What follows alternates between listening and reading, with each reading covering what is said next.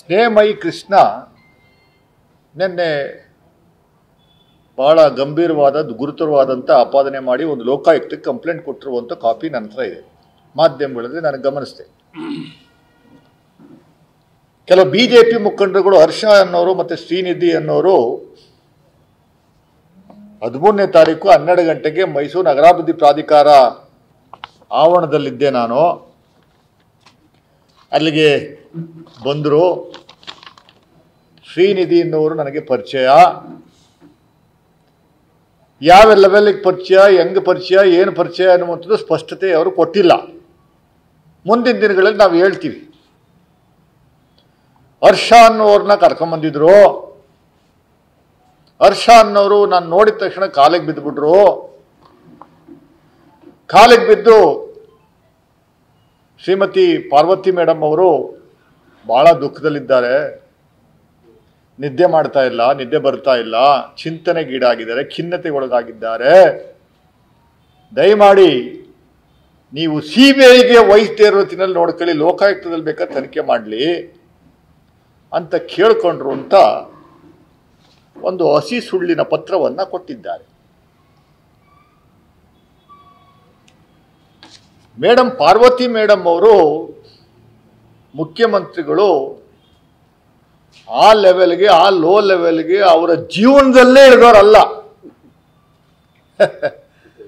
ಆ ಥರ ಮಾಡಬೇಕು ಅನ್ನುವಂಥದ್ದಿದ್ರೆ ಬಿಗಿನಿಂಗಲ್ಲೇ ಮಾಡುವಂಥ ಕೆಲಸವನ್ನು ಯಾರ ಕೈಲಾದರೂ ಮಾಡಿಸುವಂಥ ಕೆಲಸವನ್ನು ಮಾಡುವಂಥದ್ದು ಮಾಡ್ತಿದ್ರು. ಸ್ನೇಹಮಯಿ ಕೃಷ್ಣರವರೇ, ಕೆಲವು ಉತ್ತರ ಬೇಕು, ದಯಮಾಡಿ ಸ್ಪಷ್ಟೀಕರಣ ಕೊಡಬೇಕು. ಇವತ್ತು 2:30ಗೆ ಹೈಕೋರ್ಟಲ್ಲಿ ವಾದ ಇದೆ. ನಿಮ್ಮ ವಾದ, ನೀವು ಕೊಟ್ಟಿರುವಂಥ ದೂರು, ನೀವು ಕೊಟ್ಟಿರುವಂಥ ಅರ್ಜಿ ಮೇಲೆ, ಪೆಟಿಷನ್ ಮೇಲೆ ವಾದ ನಡೀತಾ ಇದೆ. 6 ಜನ ಲಾಯರ್ಸ್ಗಳು ವಾದ ಮಾಡ್ತಾವ್ರೆ. ನಿಮಗೆ ಪ್ರತ್ಯೇಕವಾಗಿ ಸುಪ್ರೀಂ ಕೋರ್ಟ್ ಲಾಯರ್ಗಳು 2 ಡೆಲ್ಲಿಯಿಂದ ಬಂದು ವಾದ ಮಂಡನೆ ಮಾಡ್ತಾವ್ರೆ. ಲೋಕಾಯುಕ್ತ ತನಿಖೆ ಮೇಲೆ ನಮಗೆ ನಂಬಿಕೆ ಇಲ್ಲ, CBI ಕೊಡಬೇಕು ಅಂತ ನೀವು ದಾವೆ ಹಾಕೊಂಡಿದ್ದೀರಿ. ಈ ಹಂತದಲ್ಲೇ ದಿಢೀರ್ ಅಂತ ಯಾರೋ 2 ಬಂದು ವ್ಯಕ್ತಿಗಳು ಪ್ರತ್ಯಕ್ಷರಾಗಿ ಲೋಕಾಯುಕ್ತ ತನಿಖೆ ಮಾಡೋದು ಬೇಡ, ದಯಮಾಡಿ CBI ಕೊಡಿಸ್ಬೇಡಿ, ಲೋಕಾಯುಕ್ತ ತನಿಖೆ ಬೇಕಾದ್ರೆ ಮಾಡ್ಕೊಳ್ಳಿ ಅಂತ ಹೇಳೋವಂಥದ್ದು ಒಂದು ಸುಳ್ಳಿನ ಕಂತೆ. ಈ ಕಾಪಿನ ತಗೊಂಡೋಗಿ ಇವತ್ತು ಹೈಕೋರ್ಟು ಕೊಟ್ಟಿದ್ದೀರಿ, ED ಕೊಟ್ಟಿದ್ದೀರಿ, ಲೋಕಾಯುಕ್ತವು ಕೊಟ್ಟಿದ್ದೀರಿ. ಹೈಕೋರ್ಟಲ್ಲಿ ಈ ಅಪ್ಲಿಕೇಶನ್ನ ಪರಿಗಣಿಸಬೇಕು ಅಂತ ನಿಮ್ಮ ಒತ್ತಾಯ ಇದೆ. CCTV ಫುಟೇಜ್ ಕೊಟ್ಟಿದ್ದೀರಾ, ಯಾರು ಇಬ್ಬರು ಓಡಾಡೋದನ್ನ ನಿಮ್ಮ ಮಗನ ಜೊತೆ ಮಾತಾಡುವಂಥದ್ದನ್ನ CCTV ಫುಟೇಜ್ ಕೊಟ್ಟಿದ್ದೀರಿ. ಇರಲಿ, ನಾನು ಕೆಲವು ಮಾಹಿತಿಯನ್ನು ನಾನು ನಿಮ್ಮಲ್ಲಿ ಬಯಸ್ತೀನಿ. 13ನೇ ತಾರೀಕು ಬಂದರು, ನಿಮ್ಮನ್ನು ಕೇಳಿದ್ರು. ನೀವು ಅದಕ್ಕೆ ಔಟ್ರೈಟಾಗಿ ಓಹೋ ಯಾವ ಕಾರಣಕ್ಕೂ ನನಗೆ ಕಾಲಿಗೆ ಬೀಳೋದು ಅದೆಲ್ಲ ಇಷ್ಟ ಇಲ್ಲ, ಕಾಲಿಗೆ ಬೀಳ್ಬೇಡಪ್ಪ, ನೀನು ಬರಬೇಡ, ಇಲ್ಲೇ ಆಗ್ತದಲ್ಲ, ನಾನಿಲ್ಲ, ನಾನು ಅಂಥವನಲ್ಲ. ಯಾರೋ ಇನ್ನೊಬ್ರು ಗಂಗರಾಜ್ ಅನ್ನೋರಿಗೆ 3 ಕೋಟಿ ಕೊಟ್ಟಿದ್ದಾರೆ. 3 ಕೋಟಿ ಕೊಟ್ಟಿರುವಂಥದ್ದಕ್ಕೆ ವಿಡಿಯೋ ಇದೆ. ಆ ದುಡ್ಡಿನ ಕಂತೆ ಇರುವಂಥ ದುಡ್ಡು ವಿಡಿಯೋ ನನ್ನ ಮಗ ನೋಡಿದ್ದಾನೆ ಅಂತ ನೀವು ಹೇಳ್ಕೊಂಡಿದ್ದೀರಿ. ನಿಮ್ಗೆ ನಾವು ಹಣ ಆಮಿಷ ಏನು ಬೇಕಾದ್ರೂ ಎಲ್ಲ ಕೊಡ್ತೀವಿ, ನಿಮ್ಗೆ ಏನು ದೂರುಗಳ ದಾಖಲಾಗಿದೆ, 40 ಕೇಸ್ ಅವೆ, ಅದನ್ನು ವಾಪಸ್ ತೆಗೆದುಕೊಳ್ಳುವಂಥ ಕೆಲಸವನ್ನು ಮಾಡ್ತೀವಿ ಅಂತ ಹೇಳಿದ್ರು ಅಂತ ಹೇಳ್ಕೊಂಡಿದ್ದೀರಿ. ಆಯಿತು. 14ನೇ ತಾರೀಕು ನೀವು ಹೇಳ್ತೀರಿ ನನ್ನ ವಿರುದ್ಧ ಒಂದು ಕೇಸ್ ದಾಖಲಾಗುತ್ತೆ. ರೂಪಾ ಅನ್ನೋರು ಒಂದು ಕೇಸ್ ಹಾಕ್ತಾರೆ, ಚಾಮುಂಡಿ ಬೆಟ್ಟದ CAO. ಅದನ್ನು ಅರೆಸ್ಟ್ ಮಾಡಬೇಕು ಅಂತ ಹುನ್ನಾರ ಇತ್ತು. ಅದಕ್ಕೋಸ್ಕರ ನಾವು ಬೆಂಗಳೂರಿಗೆ ಹೊರಟಾಗಿದ್ದೆ, ಬೇಲ್ ಥರ ಕೊಟ್ಟಾಗಿದ್ದೆ ಬೆಂಗಳೂರಿಗೆ. ನಾನು ಮೊಬೈಲ್ ಸ್ವಿಚ್ ಆಫ್ ಮಾಡ್ಕೊಂಬಿಟ್ಟಿದ್ದೆ, ಇರಲಿಲ್ಲ. 15ನೇ ತಾರೀಕು ಬಂದೆ. 15ನೇ ತಾರೀಕು ಬರೋ ಅಷ್ಟೊತ್ತಿಗೆ ನನ್ನ ಮಗನ ಜೊತೆ ಈ ಶ್ರೀನಿಧಿ ಮತ್ತು ಹರ್ಷ ಅವ್ರನ್ನ ನೀವು ಬೈದು ಓಡಿಸಿದ ಮೇಲೆ 13ನೇ ತಾರೀಕು 15ನೇ ತಾರೀಕು ನಿಮ್ಮ ಮನೆಗೆ ಹೋಗಿದ್ದಾರೆ ಅಂತ ನೀವು ಹೇಳ್ಕೊಂಡಿದ್ದೀರಿ. ಬೆಳಗ್ಗೆ 10:15ನಲ್ಲಿ ಆ CCTV ಫುಟೇಜ್ 10:30 ಟೈಮ್ನ ಮೆನ್ಷನ್ ಮಾಡಿದ್ದೀರಿ. ಆಮೇಲೆ ನಿಮ್ಮ ಮಗ ಆಮಿಷ ಒಡ್ಡಿದ್ದಾರೆ, ಈ ಥರ ದುಡ್ಡು ಕೊಡ್ತೀವಿ, ಎಷ್ಟು ಬೇಕಾದ್ರೆ ದುಡ್ಡು ಕೊಡ್ತೀವಿ, 10 ಕೋಟಿ ದುಡ್ಡು ಕೊಡ್ತೀವಿ ಅಂತ ಹೇಳಿದ್ದಾರೆ ಅಂತ ಹೇಳ್ಕೊಂಡಿದ್ದೀರಿ. ನಿಮ್ಮ ಮಗ ಆ CCTV ಫುಟೇಜ್ ನಾನು ನೋಡಿದೆ, ಮಾಧ್ಯಮಗಳಲ್ಲಿ ಗಮನಿಸಿದೆ, ನಾನು ಎಲೆಕ್ಟ್ರಾನಿಕ್ ಟಿವಿಗಳಲ್ಲಿ ಗಮನಿಸಿದೆ. ನಿಮ್ಮ ಮಗ ಸುಮಾರು ಹೊತ್ತು ಶ್ರೀನಿಧಿ ಹತ್ರ ಹರ್ಷನ್ ಜೊತೆ ಮಾತಾಡ್ತಾ ಇರುವಂಥದ್ದು ಕಂಡೆ. ಅದಾದ ಮೇಲೆ ಕಾರ್ ಹತ್ತಿ ಹೋಗುವಂಥದ್ದು ನೀವೇ ಹೇಳ್ಕೊಂಡಿದ್ದೀರಿ, ಕಾರ್ನ ಹತ್ತಿಸ್ಕೊಂಡು ಹೋದ್ರು ಅಂತ.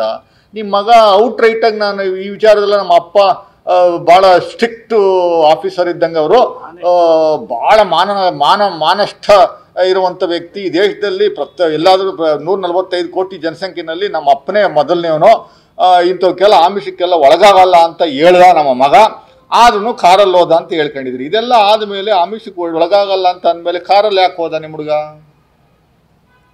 ಕಾರಲ್ಲಿ ಯಾಕೆ ಹೋದ್ನಪ್ಪ ದಯಮಾಡಿ ಹೇಳು. ಕಾರಲ್ಲಿ ಹೋಗಿ 2 hours ಕಾರ್ ಜೊತೆ ಇದ್ರಿ. ಆಮೇಲೆ ಕಾರು ಎಲ್ಲೂ ಹೋಗಿ ನಿಂತ್ಕೊಂತು, ಅದು ಫುಟೇಜ್ ನಮ್ಮ ಹತ್ರ ಇದೆ, ಪೊಲೀಸ್ನವ್ರ ಫುಟೇಜ್ ನಮ್ಮ ಹತ್ರ ಇದೆ. ಏರ್ಪೋರ್ಟ್ ಹತ್ರ ಒಂದು ಹೋಟ್ಲಿದೆ, ಅಲ್ಲಿ ಹೋಗಿ 2 hours ನೀವು ಅಲ್ಲಿ ಒಳಗಡೆ ಕೂತ್ಕೊಂಡು ಮಾತಾಡಿದ್ದೀರಿ, ಅದು ಫುಟೇಜ್ ಇದೆ. ಯಾಕೆ ನಿಮ್ಮ ಹುಡುಗ ಹೋಗ್ಬೇಕಾಗಿತ್ತು? ಅವ್ರ ಜೊತೆ ಶ್ರೀನಿಧಿ ಮತ್ತು ಹರ್ಷನ್ ಜೊತೆ ಇದಕ್ಕೆಲ್ಲ ಒಪ್ಪಿಗೆ ಇಲ್ಲ ಅಂದಮೇಲೆ ಯಾಕೆ ಹೋಗಬೇಕಾಗಿತ್ತು? ನಿಮ್ಮ ತಾಯಿಯವ್ರನ್ನ ಭೇಟಿ ಮಾಡಿಸು ಅಂತ ಕೇಳ್ಕೊಂಡಿದ್ರು ಅಂತ ಹೇಳ್ಕೊಂಡಿದ್ದೀರಿ. ಆಯಿತು, ನಿಮ್ಮ ತಾಯಿಯವ್ರು ಭೇಟಿ ಮಾಡಿಲ್ವಾ?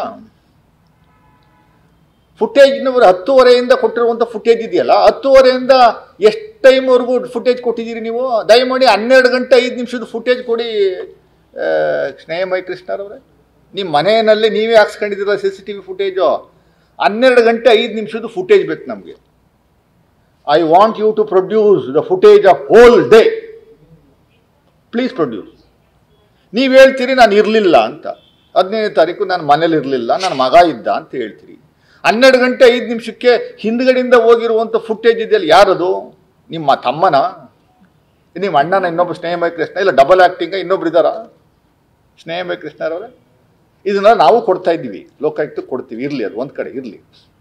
ನನಗೆ ಭಾಳ ಪ್ರಮುಖವಾಗಿ ಕೆಲವು ಉತ್ತರಗಳು ನಿಮ್ಮಿಂದ ಬೇಕು.